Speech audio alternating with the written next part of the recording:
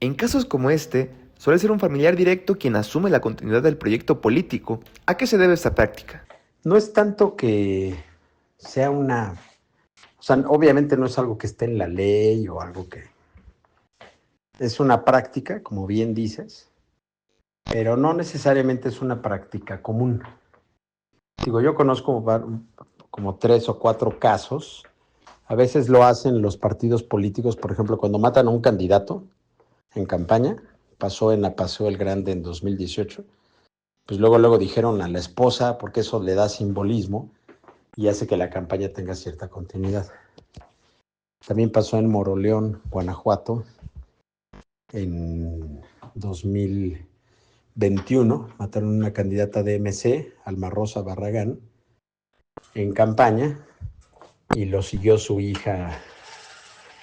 Su hija asumió la candidatura y después ganó la elección, su hija Alma Denis.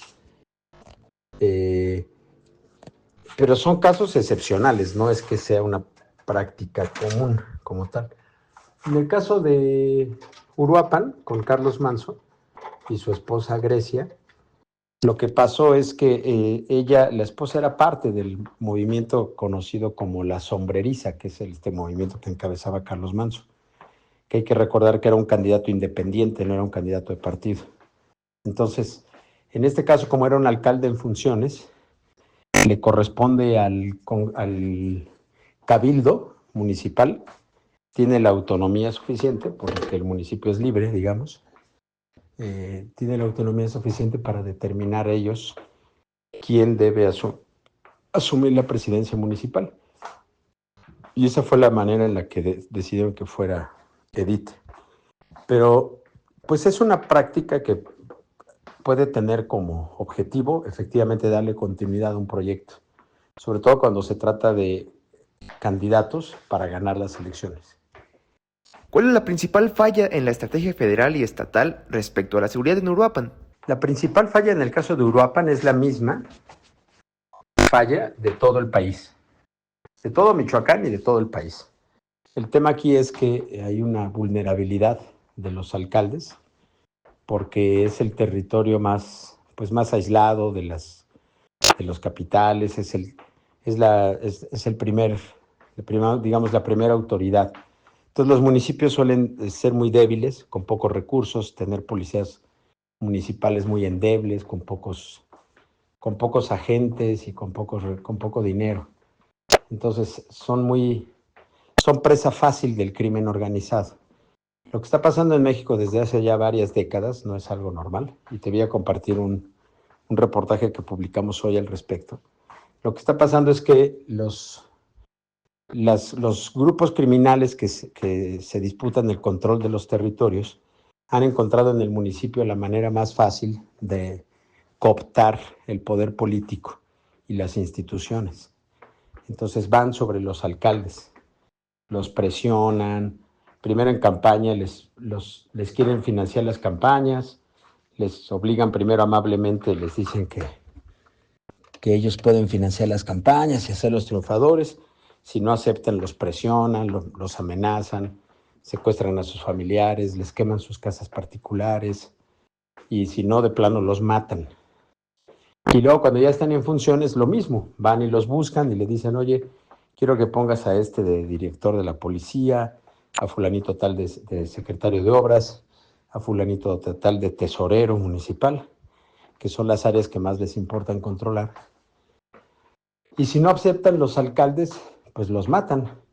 En los últimos años, según un recuento que publicamos hoy en El País, han matado a 122 alcaldes en México, de los cuales 18 son en Michoacán. Pues bueno, pues es una... ¿Qué falló en Uruapan? Pues lo mismo que le viene fallando a este país desde hace 20 años. No hay mecanismos, no hay, pues sí, mecanismos para fortalecer al municipio, para que los gobiernos estatales primero, pues atiendan a sus presidentes municipales y que luego la federación también los acompañe, ¿no? Insisto, están demasiado expuestos ante los crímenes, ante los criminales, y luego la federación pues no los apoya. Eh, Carlos Manso, el alcalde de Uruapan, había pedido ayuda a la federación y al gobierno estatal, y como que no le hicieron mucho caso, y pues aquí las consecuencias, ¿no? Entonces debería de haber mecanismos de alerta temprana para cuando un alcalde levante la mano y diga, oigan, me están amenazando, me están presionando y tal, pues que la federación lo respalde y no los deje morir solos. ¿El gobierno estatal y federal tiene la capacidad real para recuperar el control territorial en municipios como Uruapan? Se ve demasiado complicado porque el cáncer ya avanzó bastante. Es decir, ya le hemos cedido muchos territorios a los criminales en muchos estados del país, principalmente Michoacán, Guerrero, Veracruz, Oaxaca. Son estados donde el crimen organizado prácticamente son los que deciden quién gana las elecciones municipales, quién puede gobernar, quién no. Los partidos políticos se han corrompido y se han vuelto sus cómplices, llegan a acuerdos mafiosos con ellos. Y luego también pues, los propios gobernantes. Entonces, eh, si tienen capacidad real, pues o sea, sí, el Estado mexicano pues tiene una capacidad de fuego importante, ¿no? En el ejército, en las fuerzas armadas y demás. El problema es que lo primero que tienen que hacer para eso es romper los nexos de corrupción que existen entre los gobernantes y los grupos criminales, no solo a nivel municipal, sino a nivel estatal y a nivel federal. Entonces, si tú no rompes todos los posibles nexos de corrupción, los acuerdos mafiosos entre gobernantes y criminales, nunca vas a resolver el problema. ¿Qué escenario podríamos esperar para Uruapan en los próximos meses?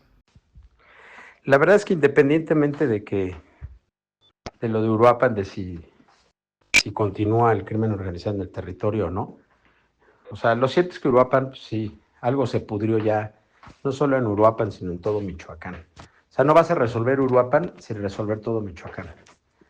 Como no puedes, o sea, lo que está pasando, si tú ves el mapa de dónde han matado alcaldes, pues se ve que los criminales van pasando de un lugar a otro, de repente se pone más violento un municipio, luego ya como que se calma porque llegan a acuerdos y tal, y se van a otro, y así, ¿no? Entonces, pues es un poco lo mismo, si no se resuelve de fondo el problema, eliminando la corrupción y los acuerdos entre la clase política y la delincuencia, esto no se va a resolver jamás. ¿Qué efectos tiene que los asesinatos de alcaldes se normalicen como nota roja y no como crisis institucional? Yo no estoy muy de acuerdo con esta expresión de que se normalicen como nota roja. O sea, yo creo que esto de decir la nota roja está como que se estigmatiza a la nota roja, pero la nota roja pues, es necesaria, es el periodismo policíaco. Es una nota, o sea, el periodismo que se dedica a narrar crímenes, a investigar, incluso a consignar crímenes, pues es muy fácil para el gobierno estigmatizar y decir, esa es nota roja. Casi, casi ya dejen de hacerlo. Pero es importante que exista ese periodismo que exhibe la gran violencia que existe, porque si no, no nos enteraríamos. Lo peor que podría pasarle a este país es que eso siga ocurriendo sin que nos enteremos, porque eso no va a dejar de ocurrir porque la prensa deje de consignarlo. O sea, la prensa lo tiene que consignar en tanto siga ocurriendo. Felipe Calderón en algún momento hizo un acuerdo con varios medios de comunicación, casi todos, salvo Reforma, Proceso, creo que La Jornada y Aristegui Noticias. Todos los demás acordaron con él que le iban a bajar a la nota roja. Pues obviamente lo que quería Felipe es que no se hablara del tema, como si no hablando del tema se fuera a resolver. Entonces, no, la nota roja es necesaria, es importante que esté ahí. Pues sí, la normalización pues es un efecto de que esto ocurre todos los días. Casos como el de Carlos Manso, pues han ocurrido ya muchos en los últimos años. Nos indigna un rato y luego como que ya se olvida y luego vuelve a ocurrir otro y demás. Pero bueno, pues eso es una cosa que es inevitable, o sea, es algo que simplemente está ahí. Eh, Me parece que hoy en día la nota roja permite visibilizar y hacer recuentos sobre la crisis institucional, efectivamente, ¿no? Pero bueno, pues no le toca al periodismo resolver eso, le toca a las instituciones resolver las crisis institucionales, a los gobernantes, a los partidos políticos, a los poderes públicos, no al periodismo. Al periodismo no le toca resolver nada. periodismo lo único que puede hacer es consignar la realidad. Si la realidad está jodida, pues es lo que consignamos. El día que la realidad esté bonita, pues ese día los periódicos mostrarán cosas bonitas, pero en tanto esté jodida la cosa, es nuestro deber reflejarlo, mostrarlo al público. Y que de la crisis institucional se hagan cargo las autoridades, que para eso las elegimos, para eso les pagamos. Veamos cómo funciona el plan este de Michoacán. Ojalá no sea más de lo mismo, pero pues es el tipo de acciones que puede tomar el gobierno así, ¿no? Frente a estos hechos.